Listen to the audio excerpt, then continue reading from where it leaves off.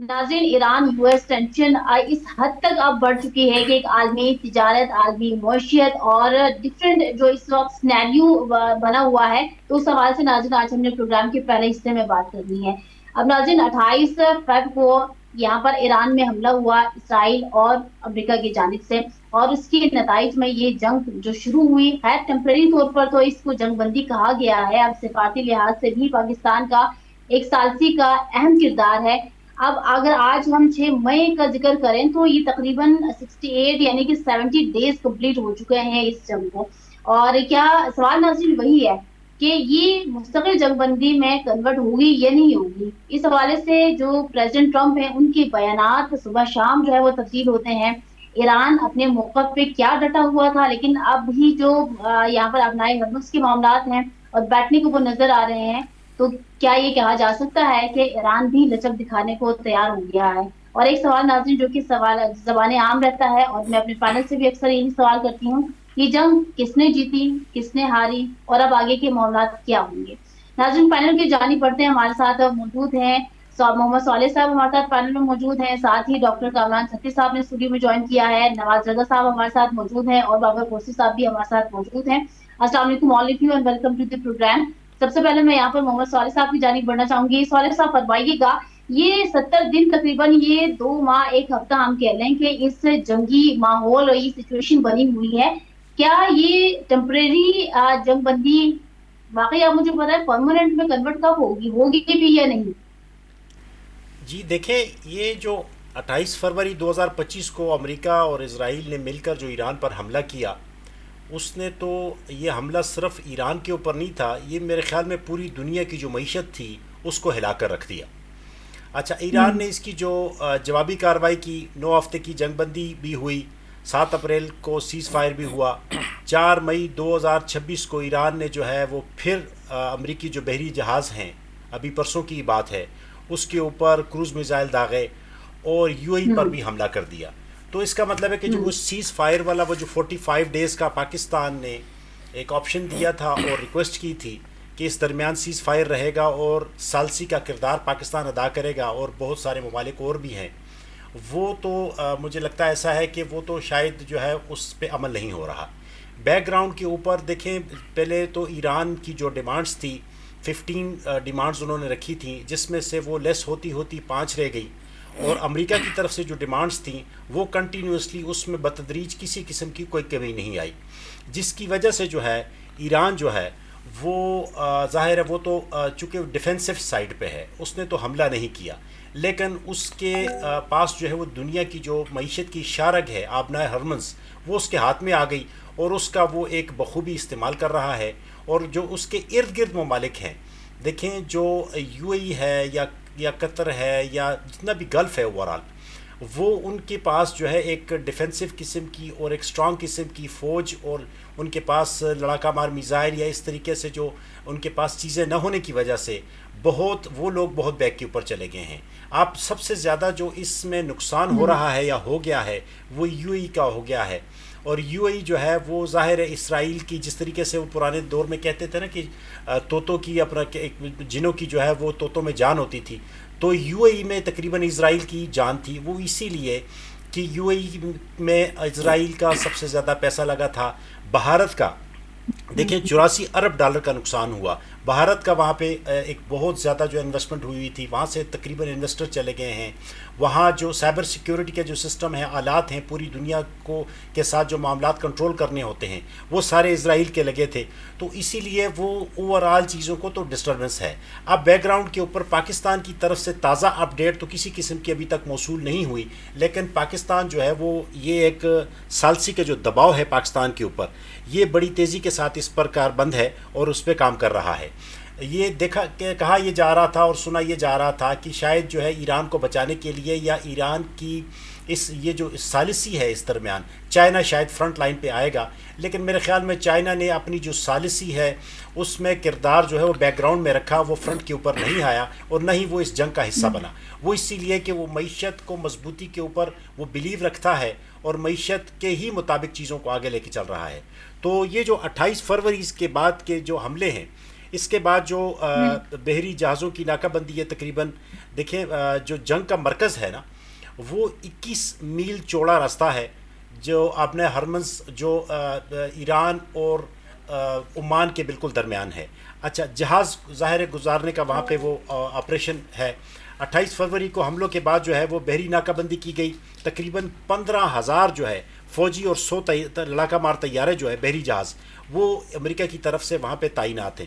اچھا اب ایران کا موقف یہ ہے کہ امریکہ اگر ضرورت سے زیادہ مطالبات چھوڑے تو بات ہو سکتی ہے. اس کے علاوہ آبنائے ہرمز جو ہے وہ ہماری حفاظت ہماری ذمہ داری ہے. امریکی فوج قریب آئی تو حملہ کریں گے. تو یہ تو مکمل ٹکراؤ کی صورتحال ہے.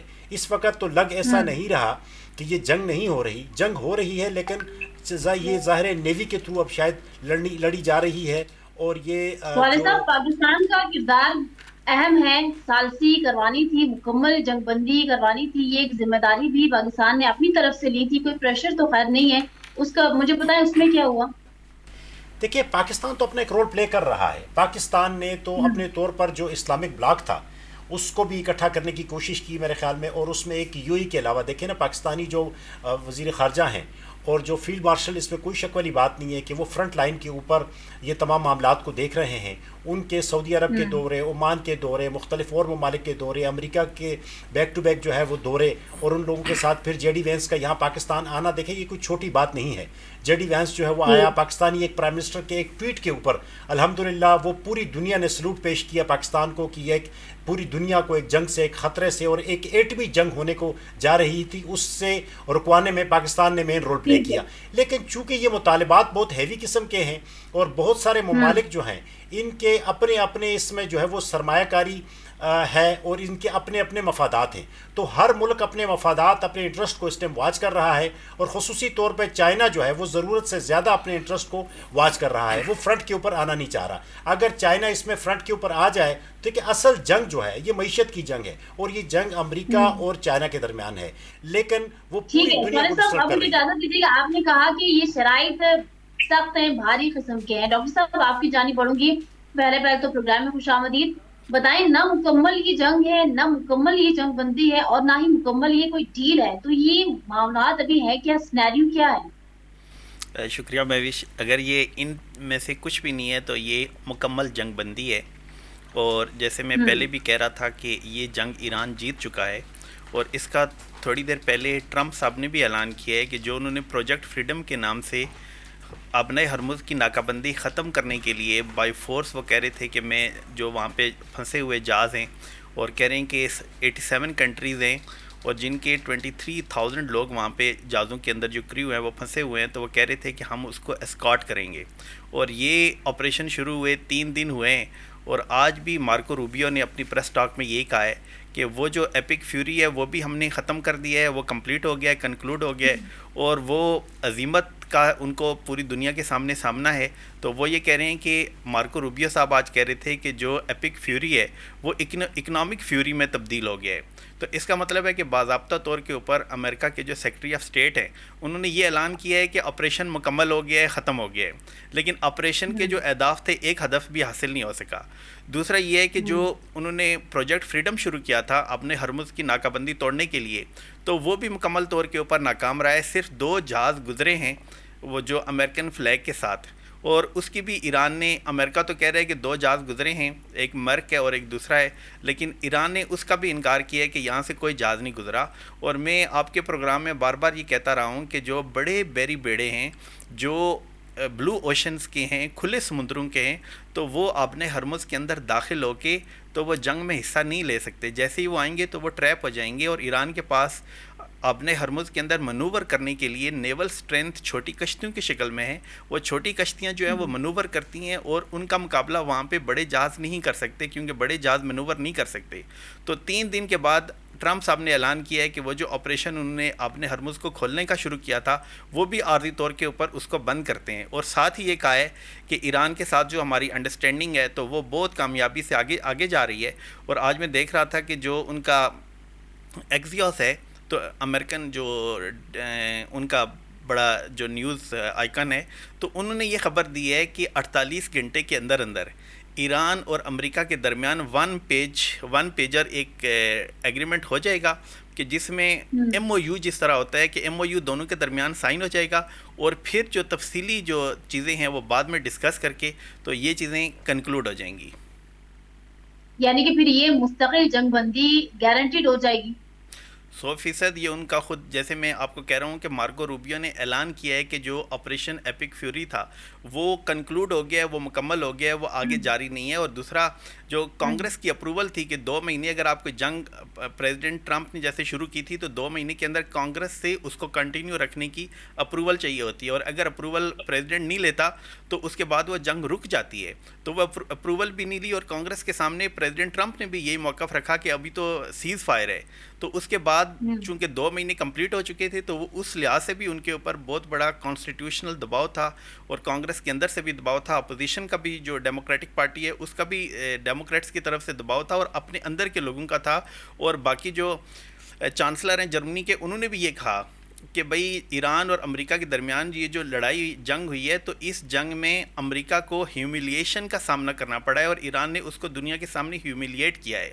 تو جو یہ وقت آگے بڑھتا رہتا تو جو امریکہ کی ہیومیلیشن اور ہزیمت ہے وہ اور زیادہ بڑھتی. تو اس لیے انہوں نے سب نے مل کے یہی مناسب سمجھا کہ ایک اسٹریٹ آف ہرمز کی جو ناکہ بندی ہم نے کی ہوئی ہے اس کو بھی ختم کرتے ہیں، اور آپریشن کا باضابطہ طور پہ اعلان کرتے ہیں کہ یہ آپریشن مکمل ہو چکا ہے. اور ہم نے بڑے اہداف جو ہیں وہ دونوں پیٹ ہیگزٹ اور مارکو روبیو دونوں نے یہ کہا ہے کہ ہمیں جو اہداف ہم نے ذہن میں رکھے تھے تو وہ حاصل ہو چکے ہیں. لیکن اہداف تھے کیا؟ جب یہ جنگ شروع ہو رہی تھی تو کہتے تھے کہ پہلا ہدف یہ ہے کہ رجیم چینج کریں گے، اور ایران جو ہے وہ اپنا پورا نیوکلیر پروگرام ہمارے حوالے کرے گا. تو اس جتنے بھی اہداف کا اعلان کیا گیا تھا کچھ بھی پورا نہیں ہوا، اور ایران کو قدرت نے اور اللہ نے فتح دی ہے ان تمام لوگوں کے اوپر، امریکہ کے اوپر بھی اور اس کے ساتھ اسرائیل کے اوپر بھی، کہ آج سے 2-3 مہینے پہلے اسرائیل کا... آپ کا یہ ماننا ہے کہ مکمل طور پر جو ہے وہ ایران کی جیت ہے، اور امریکہ چونکہ اپنے جس طرح سے متضاد بیانات آتے ہیں پرابلم میں پھنسا ہوا ہے. آپ کی اجازت ہو تو میں آگے بڑھوں گی نواز رضا صاحب کی جانب. نواز صاحب بہت شکریہ وقت دینے کے لیے. جیسے کہ ڈاکٹر صاحب فرما رہے ہیں کہ اب یہ جنگ بندی ہے، مکمل طور پر جنگ بندی ہے، یہ یوں کہہ رہے ہیں کہ مستقل جنگ بندی بھی شروع ہو چکی ہے، تو بتائیں کہ کیا ایسا ہی ہے؟ دیکھیں، بنیادی طور پر ایران اور امریکہ جو ہے نا، یہ جو 2 ماہ کی جنگ ہے لڑ کر تھک گئے ہیں. اب کوئی فریق اپنے ذمہ نہیں لینا چاہتا کہ اس نے ہار مان لی ہے. اصل میں دونوں ہی تھک گئے ہیں، دونوں ہی چاہتے ہیں کہ کوئی صلح کا راستہ نکل آئے. اب بات یہ ہے کہ ایران میں جیسے انہوں نے کہا ٹرمپ نے کہ وہ کس سے بات کرے، وہاں پہ ان کا پرابلم یہ ہے کہ وہاں پر کہ قیادت کسی ایک شخص کے ہاتھ میں نہیں ہے. جب وہاں کی جو الیکٹڈ گورنمنٹ ہے اور جو پاسدارانہ انقلاب ہے اس میں دونوں طرف بڑے طاقتور لوگ بیٹھے ہوئے ہیں، لیکن جب تک پاسدارانہ انقلاب کی طرف سے کوئی اس کی توثیق نہیں کی جاتی یا اس کی حمایت نہیں کی جاتی وہ کوئی فیصلہ نہیں کر سکتے. الٹیمیٹلی یہ جو ابنائے حرمت کا مسئلہ ہے یہ ایک بار تو کھولنا پڑے گا، یہ زیادہ دیر تک جاری نہیں رہ سکتا کہ آپ بلاکٹ کرا دیں، بالآخر یہ کھولنا پڑے گا. اور میرا خیال ہے یہ ابھی جو امریکہ کے اخبارات اطلاعات دے رہے ہیں وہاں جو لوگوں کو معلوم ہے ان کی رسائی ہے، اور جو کارسپینڈنس ہو رہی ہے، جو خط و خطابت کے ذریعے جو ایک دوسرے کو اپنے مطالبات پیش کیے جا رہے ہیں، میرا خیال ہے اب ایک مرحلہ آ رہا ہے کہ اب ایران اور امریکہ دونوں مان جائیں گے، کیونکہ اس جنگ کا اثرات خلیجی ممالک پر بھی بڑے منفی پڑے ہیں، اور ہم پاکستان جیسا ملک جو ہے وہ تو اس کے اثرات سے متاثر ہوئے ہے. ہماری حالت بہت خراب ہے اس وقت، ہماری مہنگائی ہے، پوری دنیا مہنگائی کی لپیٹ میں پٹرول کی وجہ سے. میرا خیال یہ ہے کہ یہ جنگ اب سب لوگ چاہتے ہیں کہ یہ جنگ ختم ہو، اور امریکہ کے بھی صدر یہ چاہتے ہیں کہ وہ چین جانے سے پہلے کوئی معاملہ طے ہو جائے، اور میرا خیال یہ ہے کہ اس کے سب لوگ تائید کریں گے. اب بات یہ ہے کہ یہ جنگ تو ایسا نہیں ہے کہ یہ کریڈٹ ملے کہ ہم نے جناب یہ جنگ جیت دی ہے. دونوں ملکوں کا نقصان ہوا ہے، اور خلیجی ممالک نے برداشت کیا ہے امریکہ کے اور اسرائیل کے جارحانہ حملوں کی وجہ سے. وہ اگر جارحانہ حملے نہ کرتے تو ایران जवाबी तौर पर अमरीकी अड्डों पर हमला ना करता है। मेरा ख्याल ये है, वो दावे तो करते हैं कि हमने उनकी बड़ी ताकत ज़ाया कर दी है, उसको नुकसान पहुंचाया है, लेकिन अब भी ईरान इतना कमजोर नहीं हुआ कि अमेरिका उस पर हावी हो जाए। और अमेरिका को भी ये नजर आता है कि अब ज्यादा देर लड़ाई जो है वो नहीं जारी रख सकता, बहुत नुकसान उसका भी हो चुका है। और जो ये जंग बंद होगी आप देखेंगे कि अमेरिका अपने सारे अखराजात खलीजी ममालिक से वसूल करेंगे और वो उनसे कहेंगे कि हमारे इतने अखराजात हुए हैं, आप अपने अकाउंट्स में से हमें पैसे दें। क्योंकि अमेरिका ने कहा, अमेरिका तो ये कहेगा कि हमने तो आपकी जंग लड़ी है।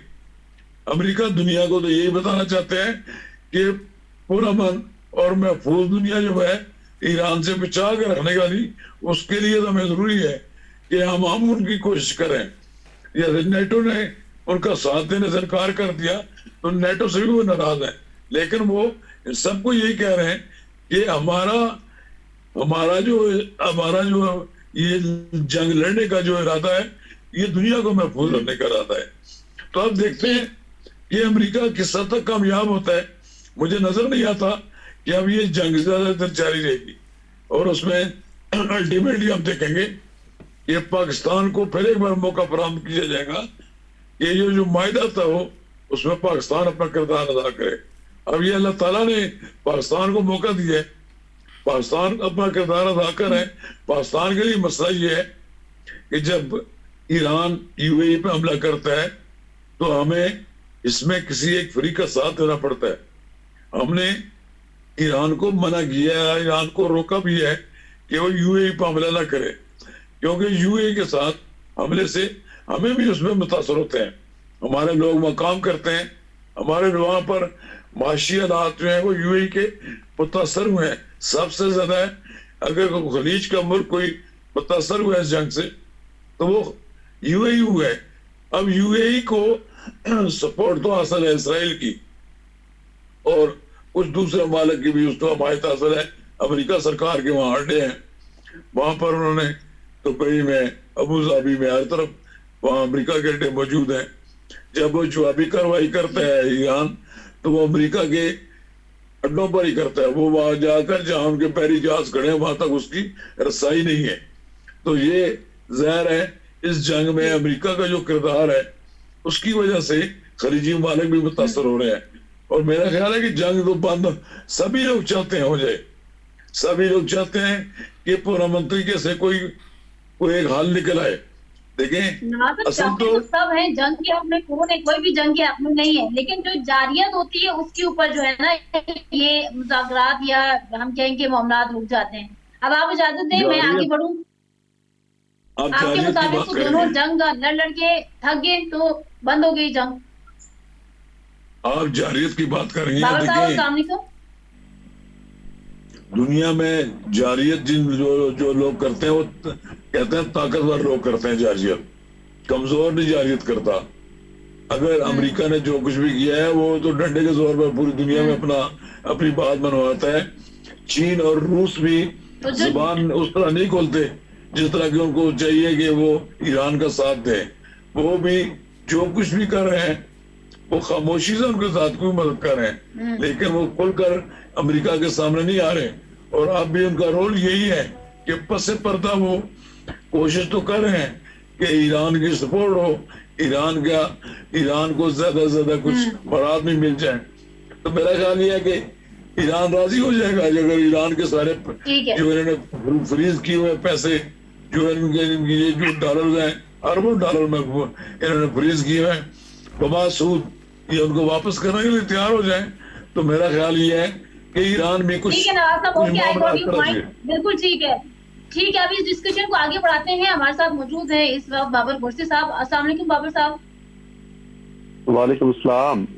बाबर साहब मुझे बताएं कि क्या मशरिक़ मुस्लिम में जंग के बादल जड़ गए हैं, अब जंग के खतरात नहीं है उस तरह से, मुस्तकिल जंगबंदी के आसार नजर आ रहे हैं आपको, या ये जो मामलात इस वक्त हैं मौजूदा सूरत हाल, क्या तज्ज़िया है आपका इसके ऊपर? دیکھیں جو اس وقت مشرق وسطیٰ کی صورتحال ہے وہ تو اب میرا خیال ہے کلیئر ہو جانی چاہیے. پریزیڈنٹ ٹرمپ کی اسٹیٹمنٹ کے بعد مارکو روبیو جو انہوں نے اسٹیٹمنٹ دی ہے کہ ہم نے جو اہداف حاصل کرنے تھے وہ کر لیے ہیں, اور اب جو ہے ایران جو ہے وہ ٹیبل ٹاک پہ آ گیا ہے. اور دوسری بات یہ ہے کہ مشرق وسطیٰ کے جو اس وقت مسائل ہیں وہ بھی پریزیڈنٹ ٹرمپ نے کہا کہ جی وہ بھی ہم مل کر حل کرنا چاہتے ہیں, لیکن ابھی تک جو جنگ ہے جنگ تو دیکھیں ابھی الفاظی کی طاقت, یا جس طرح ابھی آپ نے دیکھا ریسنٹلی دوسرے ملک پہ ایک اٹیک بھی ہوا ہے تو اس کی پرائم منسٹر پاکستان نے بھی مذمت کی ہے. تو ابھی تو جنگ آپ جس طرح کہتے ہیں کہ 100% تو بند نہیں ہوئی, لیکن اب یہ لگتا ہے کہ جو پاکستان ثالثی کا رول پلے کر رہا ہے تو ابھی جس طرح یہ 10 یا 12 تاریخ کے بعد جو ہے لگتا ہے کہ دوبارہ اسلام آباد ٹاکس جو ہیں وہ ہونے جا رہی ہیں, اور اس میں دونوں فریقین نے جو ایک مسودہ دیا تھا پاکستان کو, وہ پاکستان کی ایک شخصیت واشنگٹن ڈی سی لے کر گئی تھی اور انہوں نے وہاں اس پہ ایگری کر گئے. تو اب جو دونوں آپ دیکھیں گے فریقین ہیں ایران اور اسی طرح امریکہ جو ہے وہ اسلام آباد ٹاکس میں آئیں گے اور اس جو معاہدہ ہے وہ اس پہ سائن ہو جائیں گے. لیکن ابھی تک جو مشرق وسطیٰ کی جو صورتحال ہے وہ اس وقت ایک معمہ بنی ہوئی ہے. ابھی آپ دیکھیں کہ آبنائے ہرمز کی جب بات ہو رہی ہے تو اس کے اوپر امریکنز نے کہا ہے کہ ہم تو اس کے اوپر جو جتنی بھی وہ انہوں نے کارڈن آف کیا ہوا تھا, تمام وہاں سیکورٹی لگائی ہے, وہ ہم واپس لے لیں گے اور اس کو معمول کے مطابق چلنے دیں گے, لیکن ابھی تک واپس نہیں ہے. ایران کی بھی یہی شرط ہے. دوسری بات یہ ہے کہ ایران جو ہے وہ چاہ رہا ہے اب کہ کسی طریقے کے ساتھ اب جلد سے جلد جو ہے معاہدہ ہو جائے, کیونکہ امریکن بھی اب یہی چاہتے ہیں. دوسرا پریزیڈنٹ ٹرمپ چاہتے ہیں کہ جب وہ چائنا کا دورہ کریں جو ابھی ان کا 15 مئی کو جو ہے شیڈیول ہے, اور اگر وہ دورہ کرنے سے پہلے اگر یہ سائن ہو جاتے ہیں تو وہ پھر جب چائنا کے پاس جائیں گے تو اپنی ٹرمز اینڈ کنڈیشن پہ جا کے بات کریں گے. تو اور اگر وہ معاہدہ نہیں ہوتا تو پھر ان کو یقیناً چائنا کی سپورٹ کی ضرورت ہوگی. تو ابھی تک جو اس وقت کی صورتحال ہے اس کے مطابق تو یہی لگتا ہے کہ جو دونوں ممالک ہیں اور خاص کر جو ان کے ثالثی کا کردار ادا کر رہا ہے پاکستان, اور اسی طرح جو دوسرے خطے کے لوگ ہیں سعودی عربیہ, قطر, یو اے ای کے علاوہ جتنے بھی گلف اسٹیٹ ہیں, وہ چاہتے ہیں کہ معاہدہ بھی ہو جائے اور جو معاملات ہیں ان کو پرماننٹ ان کا سلوشن نکال لیا جائے. لیکن بیچ میں بہت سی ایسی ریاستیں ہیں جو چاہ رہی ہیں کہ کسی طریقے سے اس سارے پروسیس کو جو ہے سیبوٹائز کر لیا جائے, اور اس میں اسرائیل اور انڈیا شامل ہیں کہ کسی طریقے سے یہ معاہدہ نہ ہو. اگر یہ معاہدہ نہیں ہوتا تو جنگ کو پرولانگ کرنا چاہتے ہیں, اور ان کے اپنے ایجنڈاز ہیں اور اس ایجنڈا کے مطابق جو ہے وہ ساری چیزیں کر رہے ہیں. لیکن اب جو ایران ہے اس نے بھی فلیکسیبلٹی کا مظاہرہ کیا ہے, اس نے بھی اپنے جو ٹی او آرس ہیں, جو اپنے انہوں نے نکات ہیں, ان میں فلیکسیبلٹی شو کی ہے. اور جو دو چیزوں پہ ان کی جو دیکھتے ہیں کہ جہاں پہ آ کے وہ جو کہ بالکل جیم ہو گئے تھے مذاکرات, جہاں پہ رک گئے تھے آ کے, وہ تھا جی نیوکلیئر اور اسی طرح آبنائے ہرمز کا. تو اب انہوں نے اس کا کوئی آلٹرنیٹ نکال لیا ہے. یقیناً اب جو مذاکرات ہیں وہ کامیاب ہو جائیں گے اور اس کا پرماننٹ سلوشن نکل آئے گا. کیونکہ اگر اس کا پرماننٹ سلوشن نہیں نکلتا تو اس کی وجہ سے جو فائنینشلی امپیکٹس ہیں وہ عام لوگوں پر تو آ ہی رہے ہیں, اس کے ساتھ ساتھ تمام انڈسٹری پہ آ رہے ہیں, سروسز انڈسٹری پہ آ رہے ہیں, اس کے ساتھ ساتھ ممالک پر آ رہے ہیں. آپ دیکھ رہے ہیں کہ آئل پرائسز کی وجہ سے معیشت کے اثرات دیکھنے باقی ہیں. جی, جو اثرات ہیں وہ یقیناً جو ہے تمام چیزوں پر امپیکٹ کر رہے ہیں. تو اس لیے تمام ممالک کی بھی کوشش ہے, اور تمام جتنا یورپی یونین, اسی طرح جو دوسرے ممالک ہیں, وہ چاہتے ہیں کہ یہ مسئلہ حل ہو, تاکہ اس مسئلے کو اگر حل کر لیا جائے تو جو فائنینشیل اس وقت ایشوز ہیں اس کو کم کیا جا سکتا ہے. کیونکہ اگر یہ پرولانگ ہو جاتا ہے اور حل نہیں ہوتا تو اس میں آپ دیکھیں کہ بہت جو ہے مہنگائی کی شرح میں اضافہ ہو جائے گا, اور جس کی وجہ سے جو عام لوگ ہیں ان کی زندگی پر بھی امپیکٹ آئے گا, دوسرے لوگوں کی زندگی پر بھی امپیکٹ آئے گا. اور اس سے آپ دیکھیں گے کہ جو پہلے جن لوگوں کی انکم بہت کم ہے تو ان کے لیے زندگی جو ہے مشکل سے مشکل ہوتی جائے گی, اور جس کے لیے پھر حکومتوں کو جو ہے وہ سبسڈیز دینی پڑتی ہیں, اور بہت سی حکومتیں جو ہیں وہ سبسڈی دے نہیں سکتی, کیونکہ اپنے ان کے اخراجات اتنے ہوتے ہیں, انہوں نے لونز لیے ہوتے ہیں, ان کو پے آف کرنا ہوتا ہے, انٹرسٹ ریٹ پے آف کرنا ہوتا ہے. تو اس لیے بہت سی ان کو مشکلات کا سامنا کرنا پڑ سکتا ہے. تو اس لیے جو پوری دنیا ہے اب چاہ رہی ہے کہ کسی طریقے سے یہ جو مسئلہ حل کر لیا جائے، تاکہ اگر مسئلہ حل ہو جاتا ہے تو اس کا جو ہے وہ پھر جس طرح معمول کے مطابق جو زندگی ہے وہ ہو جائے گی، اور اس کے بعد جو آئل پرائسز ہیں وہ بھی آہستہ آہستہ معمول کی جانب چلی جائیں گی، اور لوگوں کی زندگی جو ہے وہ بھی بہتر ہونا شروع ہو جائے گی۔ بہت شکریہ باور صاحب، آپ کو پوائنٹ آ گیا۔ ناظرین، پروگرام کے دوسرے حصے کی جانب ہم بڑھتے ہیں۔ آج 6 مئی ہے اور آپ بتاتے چلیں کہ 6 مئی اور بلکہ 6 سے 7 مئی کی جو درمیانی شب ہے گزشتہ سال بھارت نے پہلگام کا واقعہ جو ہے وہ پورا رچانے کے بعد پاکستان کے اوپر الزامات لگا دیے اور آپریشن سندور کا آغاز کیا 6 اور 7 مئی کے درمیانی شب کو۔ پاکستان نے جوابی کارروائی کیا اور جوابی کارروائی اس طرح سے بجا لائے، اپنے سر انجام کو پہنچایا اس آپریشن سندور کو کہ وہ معرکہ حق میں تبدیل ہو گیا، اور پاکستان کی یہ جیت نہ صرف پاکستان کو نیشنل سطح پر جو ہے وہ کامیابی دیتا ہے بلکہ انٹرنیشنلی عالمی سطح پر بھی سفارتی محاذ پر بھی ایک بہت بڑی کامیابی ہے۔ اگرچہ یہ 4 سے 5 دن کے اندر جنگ بندی کے مراحل میں داخل ہو چکی تھی، لیکن پاکستان نے بھرپور انداز میں جو جارحیت کہا جائے بھارت کی جانب سے کی گئی اس کا منہ توڑ جواب دیا گیا۔ اور اب ناظرین، معرکہ حق کے حوالے سے ہی پروگرام میں پینل سے ہم بات کریں گے، ان کے ویوز لینے کی کوشش کریں گے۔ 22 اپریل 2025 ناظرین پہلگام کا واقعہ ہوا۔ سارے الزامات بغیر شواہد بغیر ثبوت کے پاکستان کے اوپر ایک فالس فلیگ آپریشن کیا گیا۔ اب بڑھتے ہیں ذرا صالح صاحب کی جانب اور ان سے ذرا جاننے کی کوشش کرتے ہیں۔ صالح صاحب بہت شکریہ، یہ جو پہلے سیگمنٹ میں آپ نے فرمایا تمام فیکٹ اینڈ فیگرز آپ نے دیے، ڈیٹس مینشن کیے ہیں، اب مجھے بتائیں یہ معرکہ حق پاکستان کی کتنی بڑی کامیابی ہے اور یہ تاریخ میں سنہرے حروف سے واقعی لکھا جائے گا؟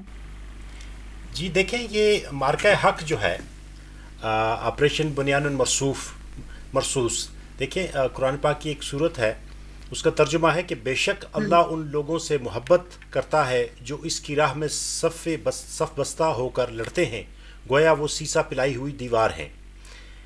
یہ پاکستان کی تاریخ کا وہ واقعہ ہے کہ جس نے یہ ثابت کر دیا کہ فوج، پاکستانی قوم، سیاسی جماعتیں ایک سیسا پلائی ہوئی دیوار ہیں اور ایک دیوار بن گئی ہیں، جو یہ 28 مئی 1998 کے بعد بلکہ یہ ایک دوسرا جو ہے نا یوم تکبیر ہے، اور آرمی چیف جناب فیلڈ مارشل نے یہ کہا کہ یہ فیصلہ کن باب ہے۔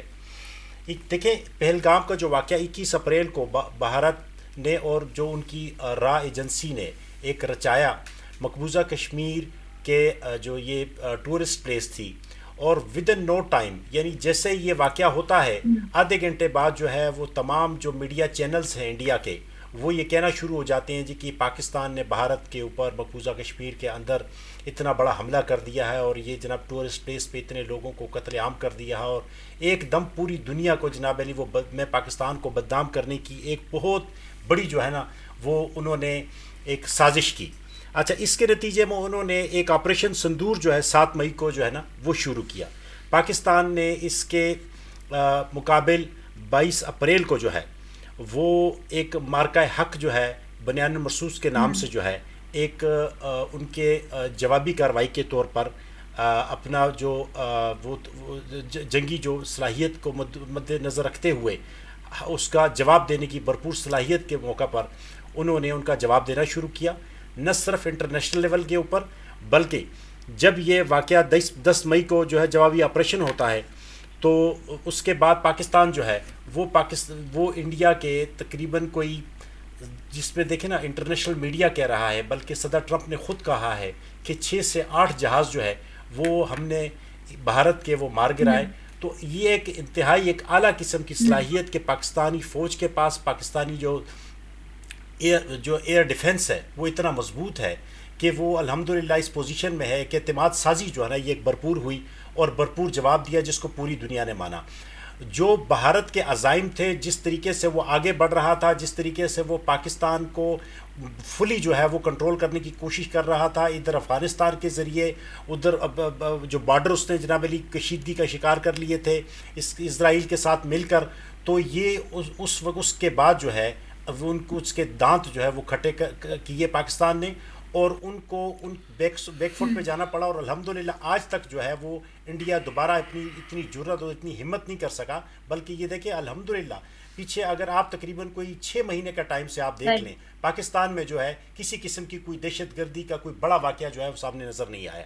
کیوں؟ وہ اسی لیے کہ پاک فوج نے اب یہ تہیہ کر لیا ہے کہ پہلا فرسٹ پاکستان اس کے بعد باقی چیزیں, اور پاکستان سے دہشت گردی کو مٹانے کا جو انہوں نے دیکھے نا اسی سلسلے میں جو انہوں نے افغانستان کے اوپر وہاں پہ جتنے بھی دہشت گرد ٹھکانے تھے وہاں پر انہوں نے حملے کیے, بہت سارے جو دہشت گرد ہیں ان کو مار دیا, بہت سارے دہشت گرد جو ٹھکانے تھے ان کو تباہ و برباد کر دیا, اور یہ وہی راہ جو ہے وہ پس پشت وہ وہاں پہ اپنی انویسٹمنٹ بھی افغانستان میں کر رہے تھے, اور وہیں سے جناب علی وہ انڈیا سے اپنے جو دہشت گرد ہیں ان کو افغانستان میں داخل کر کے اور پاکستان میں دہشت گردی کر رہے تھے.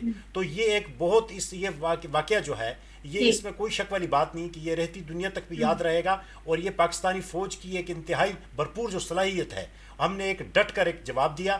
اسی وجہ سے دیکھیں نا آج جو ہے ہم اگر ثالثی کا کردار ادا کر رہے ہیں تو اللہ تعالیٰ نے جو ہے ہم دیکھیں نا اسلامی ممالک میں ہماری ایک خاص حیثیت ہے, وہ اسی لیے کہ ہم اسلامی ممالک میں واحد ایٹمی طاقت ہیں. اسی لیے جو ہے آج ہم انٹرنیشنل فارن آفس کے لیول کے اوپر ہم ثالثی کر رہے ہیں. پوری دنیا میں جو ہے نا ہمارا ایک مقام ہو گیا ہے, اور یہ صرف اور صرف اگر اب دیکھا جائے تو ہماری جو اس ٹائم انٹرنیشنل سفارتکاری ہے جو ہمارے فیلڈ مارشل صاحب ہیں, اس کے علاوہ جو ہماری اس ٹائم کی حکومت ہے, اس میں کوئی شک والی بات نہیں ہے کہ سفارتکاری کے طور پر اپنا ایک لوہا منوا رہی ہے پوری دنیا میں. تو میں یہ سمجھتا ہوں کہ یہ ایک بہت بڑا جو ہے یہ جواب تھا جو کہ انڈیا جو ہے وہ یاد رکھے گا, اور اس طرح کے جو ہے وہ پوری قوم جو ہے وہ متحد ہو گئی, کیونکہ انڈیا اور دہشت گردی کے خلاف جو ہے وہ پوری قوم متحد ہے. بالکل ٹھیک کہا سولہ صاحب آپ نے. پاکستان کی بہت بڑی کامیابی, اور اس کامیابی کو نہ صرف پاک فوج بلکہ پاکستان کا ہر طبقہ جو ہے وہ سیلیبریٹ کرتا ہے. ڈاکٹر صاحب فرمائیے گا, 6 سے 7 مئی کی درمیانی شب میں بھارت نے حملہ کیا, 1 سال مکمل ہو گیا, تاحال کوئی شواہد نہیں رکھ پایا سامنے بھارت. بالکل یہی بات ہے. دیکھیں کہ جب بھی کوئی اس طرح کا واقعہ ہوتا ہے تو عالمی اداروں کا کام ہی یہ ہوتا ہے کہ دونوں پارٹیز کا موقف سن کے وہ فیصلہ کرتے ہیں کہ کس نے حملہ کیا ہے اور کس نے نہیں کیا.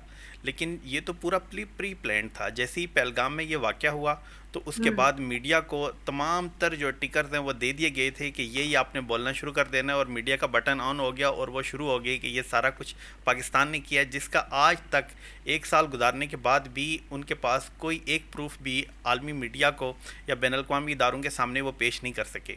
اور اس کا ایک بہت بڑا جو وجہ تھی وہ مودی کے جو ریجنل عزائم تھے, وہ یہ چاہ رہا تھا کہ ریجن کے اوپر اس کی جو ہیجمنی ہے, بالادستی ہے, وہ قائم ہو جائے اس کے ذریعے سے. لیکن پاکستان نے اس کے جو عزائم تھے وہ خاک میں ملا دیے. اور اس کا ایک اور بھی پہلو ہے کہ گلوبل نارتھ اور گلوبل ساؤتھ اس کے درمیان ایک لائن کھینچ دی گئی, اور چائنا اور پاکستان نے مل کے تو پورا جو گلوبل نارتھ تھا جو انڈیا کے ساتھ تھا اور انڈیا کو سپورٹ کر رہا تھا چائنا اور پاکستان کے نکسس کے خلاف, وہ بھی سارا پاش ہو گیا. اور چائنا کا جو ملٹری ہارڈ ویئر ہے اور پاکستان کا جو ملٹری ہارڈ ویئر ہے, ان کی جو سپریمیسی ہے وہ بھی دنیا کے سامنے ثابت ہو گئی. اور فرانس اور باقی جو اس کے الائی ہیں ان کی جو ملٹری جو انہوں نے سو کالڈ سپریمیسی قائم کی تھی تو وہ سارے خواب ان کے خاک میں مل گئے.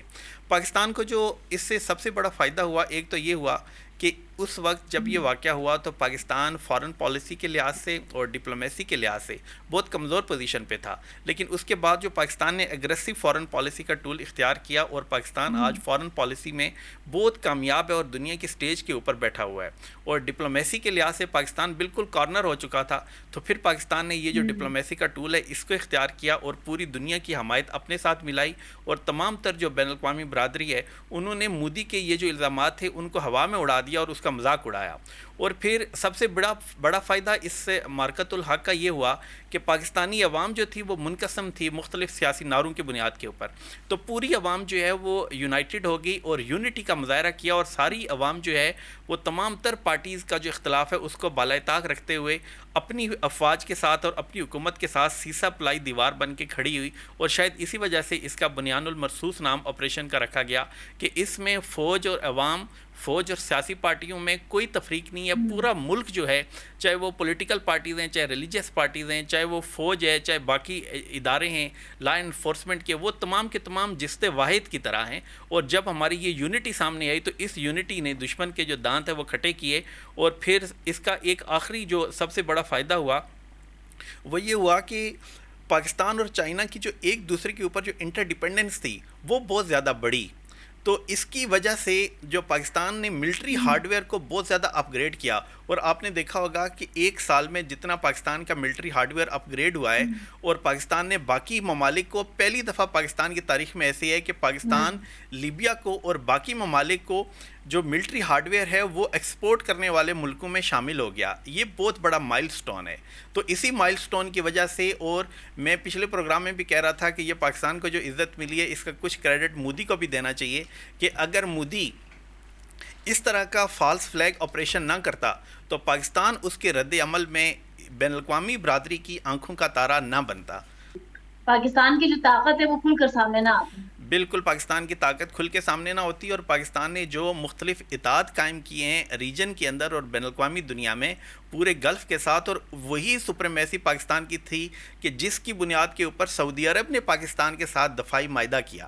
تو یہ دفاعی معاہدہ پہلے بھی تو ہو سکتا تھا, لیکن اس انداز میں نہیں ہوا. اسی وجہ سے نہیں ہوا کہ میدان میں ہر ملک نے ثابت کرنا ہوتا ہے کہ وہ دشمن کو کیسے ناخن چنے چبواتا ہے. تو پاکستان نے جب انڈیا کو شکست دی تو اس کے بعد پاکستان کی جو ملٹری اسٹرینتھ ہے وہ دنیا کے سامنے ایک دیوار کے اوپر ثبت ہو گئی, اور اسی بنیاد کے اوپر پھر سعودی عرب کے ساتھ اور باقی گلف کنٹریز کے ساتھ ہمارے تعلقات اچھے ہوئے.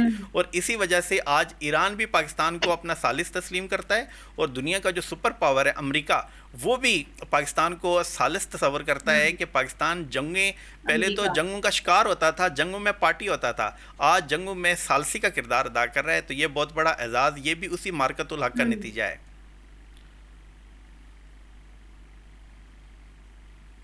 بالکل ٹھیک ہے ڈاکٹر صاحب, بڑی گہری گفتگو آپ کی ہوئی. نواز صاحب فرمائیے گا, یہ پہلگام کا واقعہ یہ 13واں فالس فلیگ آپریشن تھا پاکستان کے خلاف, لیکن یہ پاکستان کے حق میں بہتر نکل آیا, اور جیسے ڈاکٹر صاحب نے فرمایا کہ پاکستان سفارتی محاذ پر بڑا جو نا اچیومنٹ اس کی کامیابیاں رہی ہیں. دیکھیں پاکستان کے خلاف بھارت تو کوئی موقع نہیں جانے دیتا. اس سے پہلے بھی کئی واقعات ہوئے ہیں, اس میں انہوں نے پاکستان کو ذمہ دار ٹھہرایا, لیکن بات یہیں تک رہی کہ ایک دوسرے کے خلاف بین الاقوامی سطح پر پروپیگنڈا کیا جاتا رہا ہے, یا بین الاقوامی فورم پر بھارت پاکستان کے خلاف رائے عامہ وار کرنے کی کوشش کرتا رہا. یہ پہلا موقع ہے کہ اس نے فوری طور پر پاکستان کے خلاف جارحیت کی. اس کا انہوں نے انڈر اسٹیمیٹ کیا پاکستان کو. انہیں اندازہ نہیں تھا کہ پاکستان کے پاس ٹیکنالوجی کے میدان میں کتنی ترقی ہے. پاکستان ٹیکنالوجی میں اس سے کہیں کے آگے ہے. پاکستان نے دراصل بھارت کو ٹیکنالوجی میں شکست دی ہے, اور اتنی بری بھی شکست دی ہے کہ اگر پاکستان چاہتا تو بھارت کا مزید نقصان کر سکتا تھا. لیکن ہم نے کہا انف از انف. یہ جو کہا جاتا ہے 6-7 جہاز گرائے گئے, اب وہ اس کی شہادت اور اس کی گواہی ٹرمپ دیتا ہے, اب وہ 11 تک کی بات بھی کرتا ہے. بات یہ ہے کہ پاکستان نے یہ ثابت کیا کہ اس کے بعد جو ٹیکنالوجی ہے اس کو وہ چلا سکتے ہیں, اور ان کے جو لوگ ہیں وہ بہتر طریقے کے ساتھ اپنے دشمن کا مقابلہ کر سکتے ہیں. پوری دنیا میں یہ ثابت ہو گیا کہ اپنے سے 5-6 گنا بڑا دشمن جو ہے اس کو شکست دینے میں پاکستان کے لوگوں میں اتنی صلاحیت موجود ہے. یہ وہی صلاحیت ہے کہ جس کے بہتر استعمال کی وجہ سے جنرل عاصم منیر کو فیلڈ مارشل کا خطاب دیا گیا. اور اب دنیا میں یہ کہتے ہیں کہ دن یاد رکھنا چاہیے. مجھے یاد ہے کہ میں اس وقت ایک اسٹوڈنٹ تھا, گورنمنٹ کالج اثر مال میں پڑھتا تھا, تو 6 ستمبر 1965 کی جنگ ہوئی. تو 6 ستمبر کا دن جو ہے وہ کئی سال تک بڑی تجھ کو احتشام کے ساتھ منایا جاتا رہا. لیکن بعد میں بھارت کے دباؤ پر آ کر پاکستان نے یہ آہستہ آہستہ یہ دن جو ہے غیر اہم کر دیا. پھر بعد میں اب دوبارہ اس کو ایک بار پھر اجاگر کیا جا رہا ہے. اسی طرح یہ بھی ہوا کہ پاکستان نے جو یہاں پر ایٹمی دھماکے کیے, ہم نے फैज आबाद चौक में और मुख्तलिफ जगहों पर हमने एटमी धमाके के जो पहाड़ के जो उसके सिंबल है, जो उसके जो मोनूमेंट है वो लगाए, लेकिन हुआ ये कि वक्त के साथ साथ उनको भी वहां से हटा दिया गया।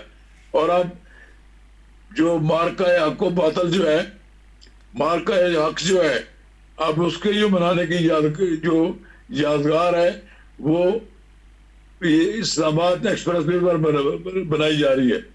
कौमें अपने अच्छे दिन, अपनी यादगारें जो है उनको सामने अपने रखती हैं, दुनिया को ये बावर कराने के लिए कि हम जिंदा कौम है, हम अपने ऐसे अपने एहसासों का उसका तहफ़्फ़ुज़ कर सकते हैं, अपने मुल्क की हिफाजत करने की हमें सलाहियत मौजूद है।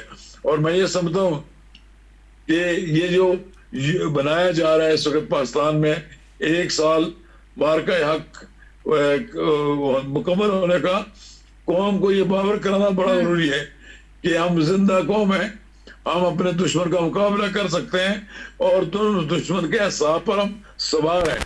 हम ये है कि दुश्मन से मरूब नहीं है।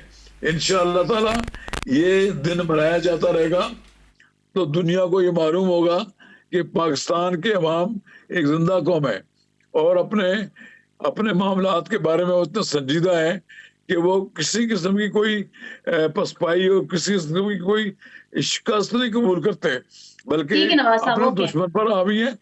अगर हम मजबूत रहेंगे और इस तरह हावी रहेंगे तो हम भारत के शर से बचे रहेंगे। भारत उसी वक्त तक हमारे काबू में आएगा या हमसे डरा रहेगा कि जब हम एक मुत्तहदा कौम के तौर पर ठीक है, आप जो बात फरमा रहे हैं ये भारत का आखिरी हथकंडा तो नहीं था ना? भारत तो कोई मौका नहीं जाने देता। भारत तो दुनिया को ये बावर कराना चाहता है कि पाकिस्तान टेररिज्म जो है पाकिस्तान के अंदर से हमारे खिलाफ होता है। हालांकि दुनिया में शायद ही कोई ऐसा मुल्क हो जितना सबसे ज्यादा दहशतगर्दी का शिकार हुआ हो। इस वक्त पाकिस्तान भारत की प्रॉक्सी वार का शिकार है। बलूचिस्तान हो या साबिक फाटा हो या KPK हो, हर जगह भारत के एजेंट जो है वो अपना काम कर रहे हैं। हर जगह भारत के एजेंट पाकिस्तान के दोस्तों और पाकिस्तान के साथ जो खड़े आने वाले लोग हैं उनको अपना निशाना बना रहे हैं। मैं ये समझता हूँ कि भारत ने कभी किसी के वक्त भी हमारे साथ जो मायदे किए या जो अमन की बात की है तो उस पर अमल नहीं किया है, बल्कि वो हमेशा प्रॉक्सी वार लड़ता है। वो हमारे खिलाफ उनको जो लोग मिल रहे हैं, पैसे देते हैं, वो पैसे लेकर लोग पाकिस्तान में दहशतगर्दी करते हैं। इसका मुकाबला करने के लिए पाकिस्तान के अवाम को मुत्तहिद होकर और अपनी मुसल्लह अफवाज हुकूमत के साथ मिलकर खड़े होकर इनका मुकाबला करना चाहिए। तो इंशाअल्लाह ताला हम इनको शिकस्त देंगे।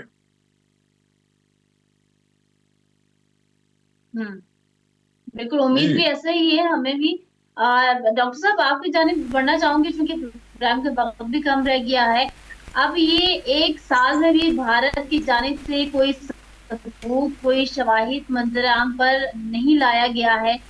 फरमाइएगा, भारत को कुछ समझ आया कि पाकिस्तान के खिलाफ अब नेक्स्ट टाइम कोई ऐसा फॉल्स फ्लैग ऑपरेशन नहीं करना, या फिर वो अभी भी अपने बुरे अज़ाइम को कायम रखता है? मेरे ख्याल में कहा जाता है ना कि झूठ के पाँव नहीं होते, तो ये था ही झूठ। तो वो किसी तरह की चीज़ बैनुल-अक़वामी बरादरी के सामने भी नहीं रख सका, कोई प्रूफ नहीं दे पाया। दूसरा ये है कि जो दुश्मन होता है उसकी रिश्त के अंदर ये होता है कि उसे आपकी कामयाबी हज़म नहीं होती। तो पाकिस्तान ने बैनुल-अक़वामी दुनिया के सामने जो कामयाबी, चाहे वो सियासी है, चाहे वो सफारती है, ख़ारजा पॉलिसी की है और पूरी दुनिया के अंदर एक अपना इन्फ्लुएंस जो है वो डिटरमिन करने की है, तो इस कामयाबी पे लाजमी तौर पे भारत खुश तो नहीं होगा। ये तकरीबन जब से ईरान और अमेरिका के दरमियान जंग शुरू हुई है तो ईरान और अमेरिका तो दोनों 2 पार्टीज़ हैं, और तीसरा जो है वो इज़राइल है, और चौथा इंडिया है कि जहाँ पे सफ़े मातम बिछी हुई है कि पाकिस्तान को इतनी इंपॉर्टेंस क्यों दी जा रही है। इज़राइल और इंडिया ये दोनों मिल के कोई ना कोई प्लानिंग करते रहते हैं हर वक्त पाकिस्तान के अंदर अदम इस्तेकाम फैलाने की। तो पाकिस्तान की जो मुख्तलिफ जैतें हैं तो उन जैतों को इस्तेमाल करते हैं पाकिस्तान की मुसल्लह अफवाज के ख़िलाफ़।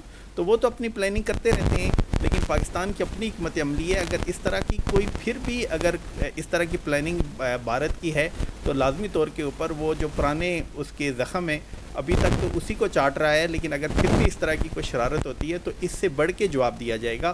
اور اس مارکے کے نتیجے میں پاکستان نے اپنی ملٹری کیپیبلٹیز کے اندر 100 گنا سے زیادہ شاید اضافہ کیا ہو, کیونکہ انہیں پتہ چل گیا کہ دنیا میں جو عزت ہے وہ دنیا کو نیچا دکھانے سے ملتی ہے, اور سیاسی سفارتی کامیابی کا بھی تعلق اسی کے ساتھ ہے.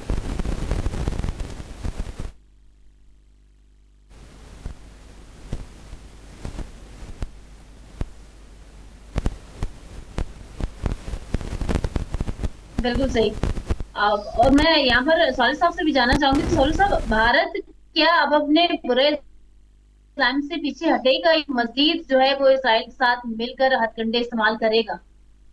دیکھیں میں یہ بات یہاں ضرور کہنا چاہوں گا کہ سوشل میڈیا پہ ایک میں نے ویڈیو دیکھی تھی جس میں مودی جو ہے وہ بچوں سے خطاب کر رہا ہوتا ہے اور کہہ رہا ہوتا ہے کہ اب ہمارا پاکستان کے ساتھ کوئی تعلق نہیں ہے. وہ اسی لیے کہ پاکستان جو ہے وہ بھیک کا کٹورا لے کر اور پوری دنیا سے بھیک مانگ رہا ہے. تو وہ اسی لیے کہ وہ یہ اس تکبر اور غرور کا جو ہے نا وہ بالکل ایک ہائی لیول کے اوپر تھا. لیکن آج اگر دیکھا جائے الحمدللہ پاکستان دنیا میں جو ہے وہ سرخ رو ہے, وہ ہر جگہ پہ ہر لیول کے اوپر ہر ملک کے ساتھ جو ہے وہ اپنی لائزوننگ کر کے, سب سے پہلے تو ظاہر ہے جو یہ واقعہ ڈاکٹر صاحب نے بڑا زبردست کہا کہ پاکستان کی فوج نے اور پاکستانی قوم نے خصوصی طور پر یہ ثابت کر دیا کہ ہم دشمن کے خلاف کسی بھی لیول کے اوپر جانے کو تیار ہیں. ہم فلی اکوپڈ ہیں, ہمارا جو اکوپمنٹ ہے الحمدللہ وہ اس لیول کا ہے کہ ہم کسی بھی لیول پہ بھارت کے دیکھیں اگر دیکھا جائے ایک فاسٹ ٹیکنالوجی کے ان کے جو طیارے تھے ان کے سسٹم کو, ان کے ریڈارز کو بالکل جام کر کے, اور ان کا جو سرسا, آدم پور, پٹھان کوٹ, ادھم پور وغیرہ میں تقریباً S-400 نے جو تباہی جو ہے نا آلموسٹ پاکستانی جو جہازوں نے اور ٹیکنالوجی ان کی سسٹم کو پورے کو جام کر کے ایک تباہی کی. اور اسی وجہ سے جو ہمارا یہاں ڈیفنس سسٹم ہے اس پہ پوری دنیا نے اس کو سراہا, اور ہمارے ساتھ جو ہمارے ملٹری کے ایکوپمنٹس ہیں, جو جنگی ایکوپمنٹس سارو سامان ہے, اس کا ہمارا ایک ٹریڈ بھی مختلف ممالک کے ساتھ شروع ہوئی. تو آج اگر دیکھا جائے تو بھارت جو ہے وہ انٹرنیشنل سفارتکاری میں کہاں پہ کھڑا ہے اور پاکستان انٹرنیشنل سفارتکاری میں کہاں کھڑا ہے. تو بھارت تو کسی جگہ پہ بھی اس ٹائم نظر نہیں آ رہا. تو میں یہ سمجھتا ہوں کہ قومیں اس میں کوئی شک والی بات نہیں ہے کہ ہمارا تو دیکھیں جہاد, یہ ہمارا تو یہ مسلمانوں کا بلیو ہے کہ ہمارا جہاد ہے, اور دشمن کے خلاف جو ہے ہماری اس فوج نے اور قوم نے اور جو اس وقت کی حکومت ہے انہوں نے ثابت کر دیا کہ ہم متحد ہیں اور اس لیول کے اوپر ہم ایک ہیں. میں پہلے بھی کہہ رہا جی کہ پاکستان کے لوگ زندہ سلامت اور پائیدار امن جو زندہ سلامت تبھی رہیں گے کہ اپنے ملک کی مسلح افواج کی پشت پر کھڑے رہیں اور ان کی حوصلہ افزائی کریں. ہماری افواج نے بھارت کی جارحیت کو شکست دی ہے, اور آئندہ ان کی آنے والی نسلیں بھی اس بات کو یاد رکھیں گی کہ پاکستان کے ساتھ کوئی اس طرح کا جھگڑا نہ کیا جائے, ورنہ پاکستان کے پاس جو قوت ہے وہ اپنی نہ صرف حفاظت کر سکتے ہیں بلکہ اپنے دشمن کو تباہ برباد کر سکتے ہیں. اور میں یہ سمجھتا ہوں کہ پاکستان کے لوگ نہ تو بھارت سے خوفزدہ ہیں اور نہ کسی قوت سے خوفزدہ ہیں جو پاکستان کو کوئی نقصان پہنچا سکے. تو یہ جو ہر سال اب ہم منایا کریں گے مارکا حق, تو یہ ہمیں یاد دلائے گا کہ جس یوم دفاع کیا چیز ہوتی ہے, دفاع پاکستان میں کیا ہوتا ہے, ہمیں یہ 6 ستمبر کی طرح کی ہمیں یاد دلائے گا, اور انشاءاللہ تعالی ہم اپنے ملک کا دفاع کریں گے. alright. ٹھیک ہے نواز صاحب, بالکل ٹھیک ہے. میں ڈاکٹر صاحب سے کلوزنگ ریمارکس لینا چاہ رہی ہوں. جی ڈاکٹر صاحب. پاکستان نے ثابت کیا ہے پوری دنیا کے سامنے کہ اس ریجن میں وہ کسی کی مونوپلی اور کسی کی بالادستی کو تسلیم نہیں کرتا. جو ریجنل ممالک ہیں ان کا کام یہی ہوتا ہے کہ وہ ایک دوسرے کے ساتھ تجارت کریں, ایک دوسرے کے ساتھ سیاسی تعلقات رکھیں, ڈپلومیٹک ٹائز ہونی چاہیے, کیونکہ پڑوسی جو ہے اگر آپ دوسرے پڑوسی کو اپنا دشمن سمجھتے ہیں یا اپنے سے کمتر جانتے ہیں تو اس کے نتیجے میں آپ ہی دنیا سے الگ ہو جاتے ہیں. جیسے انڈیا ہے تو انڈیا یہی سمجھتا تھا کہ اس ریجن کا میں کوئی چودھری ہوں, میں وڈیرا ہوں, اور باقی جیسے پاکستان ہے یا افغانستان یا ایران یہ چھوٹے ممالک ہیں, ان کے اوپر میں جب مرضی ہوگی تو میں چڑھ دوڑوں گا اور ان کو میں کسی طرح سے نیچا دکھاؤں گا. تو اس سے بھارت کو اس جنگ کے ذریعے سے یہ ثابت ہوا کہ بجائے اس کے کہ آپ نے عزت بڑھانے کے لیے یہ جنگ شروع کی تھی تو آپ کی عزت پاکستان نے خاک میں ملا دی. جو اہداف سیاسی، سفارتی اور خارجہ پالیسی کے پلیٹ فارم کے اوپر بھارت حاصل کرنا چاہتا تھا، اور وہ اس کا ٹوٹلی الٹ ہو گیا. الٹ یہی ہوا کہ آج جو بھارت ہے وہ تھالی کا بیگن بن گیا ہے، آج دنیا سے بالکل الگ ہو گیا ہے. دنیا میں جو کچھ ہو رہا ہے، بھارت کو کسی بھی کنسلٹیشن کے لیے کوئی ملک نہیں پسند کرتا. نہ تو امریکہ پسند کرتا ہے کہ اس کنسلٹیشن میں جو پاکستان کر رہا ہے، تو اور کوئی بھی ملک ایسا نہیں ہے کہ جو اس کو منہ لگانے کے لیے تیار ہے. اس کی بنیادی یہی وجہ ہے. بالکل ٹھیک ہو گیا. سوالی صاحب آخر میں دینا چاہیں گے 1 منٹ کا ریمارکس؟ جی بالکل، میں یہ ضرور کہنا چاہوں گا کہ دیکھیں ہم تمام ہمسایوں کے ساتھ بگاڑی نہیں جا سکتی، اس میں کوئی شک. ڈاکٹر صاحب کی بات بہت ضروری ہے، وہ اسی لیے کہ ہم نے اپنے ملک کو بھی دیکھنا ہے. وہ اس وقت دیکھیں نا، ہمارا سینٹرل ایشین سٹیٹس جو ہے اس کی طرف جو ہمارا کاروبار تھا، جو ہماری امپورٹس تھی اور ایکسپورٹس تھی، وہ رکی ہوئی ہیں، چونکہ ہماری کشیدگی جو ہے وہ افغانستان کے ساتھ بہت زیادہ شدید ہے. ٹھیک ہے، انڈیا کے ساتھ بہت سارے ہمارے مسائل ہیں. پاکستان میں مہنگائی کا جو عالم ہے وہ آپ کے سامنے ہے، چونکہ یہ جو آبنائے ہرمز بند ہونے کی وجہ سے دیکھیں پاکستان کو بھی بہت زیادہ نقصان ہوا ہے. اور جو امریکی جو دیکھیں نا، امریکہ میں جو پر بیرل $113 کا پر بیرل تقریباً آئل ہو گیا ہے، تو پاکستان میں بھی $400 جو ہے پر لیٹر کراس کر گیا ہے. تو اس کے لیے بارڈرز جو ہے اس پہ تھوڑے سے تعلقات بہتر بنانے پڑیں گے. اور اب انڈیا اس لیول کے اوپر اور افغانستان آ چکے ہیں اور آ گئے ہیں کہ سفارتکاری کے ذریعے جو ہے یہ رستے ہموار کرنے چاہیے، اور کمپلیٹ جنگ بندی کر ایک اچھے ماحول کے اندر جو ہے نا کاروباری لوگوں کو آگے لا کر اور کاروبار کو وہ کرنا چاہیے، تاکہ مہنگائی میں کمی آئے اور ملک میں جو یہ نفسا نفسی کا جو عالم ہے اس میں کمی آئے، شدت پسندی میں کمی آئے، اور ایٹ لیسٹ انٹرنیشنل لیول کے اوپر جو ہے مل کر جو ہے وہ اس وقت ایک جو مہنگائی کے خلاف پوری دنیا اب اکٹھی ہو رہی ہے. وہ عام بندے کی جو زندگی ہے اس ٹائم جو ہے وہ مفلوج ہو چکی ہے. صرف پاکستان میں نہیں، مختلف دنیا کے جو ممالک میں اس ٹائم مسائل چل رہے ہیں، تو اس میں کمی لائی جا سکتی ہے، چونکہ جنگوں کے ساتھ جو ہے وہ کسی مسائل کا حل نہیں ہے. بالکل ٹھیک ہے. Thank you so much for all of you for join us. اور ناظرین، چونکہ 1 سال مکمل بھارت کا رچایا گیا جو ڈرامہ، جو فالس فلیگ آپریشن تھا، تاحال نہ کوئی ثبوت دے سکا، نہ کوئی شواہد سامنے رکھ سکے، لیکن پھر بھی پاکستان جنگی محاذ پر بھی کامیاب ہو گیا، ساتھ ہی سفارتی محاذ پر بھی بہت بڑی اچیومنٹس کے ساتھ. آج 1 سال پہلے ناظرین ہم نے دیکھا کہ پاکستان جنگی معاملات سے جھوٹ رہا تھا، اور آج ناظرین ہم کیا دیکھ رہے ہیں کہ پاکستان جو دنیا کی سپر پاور ہونے کا کلیم کرتی ہے، سالس کا کردار ادا کر رہا ہے اس کے لیے. تو یہ پاکستان کی کامیابی کیا ہے، یہ بڑا واضح ہے اس وقت. اسی کے ساتھ مجھے دیجیے اجازت، انشاءاللہ نیکسٹ پروگرام میں دوبارہ حاضر ہوں گے. تب تک کے لیے اللہ.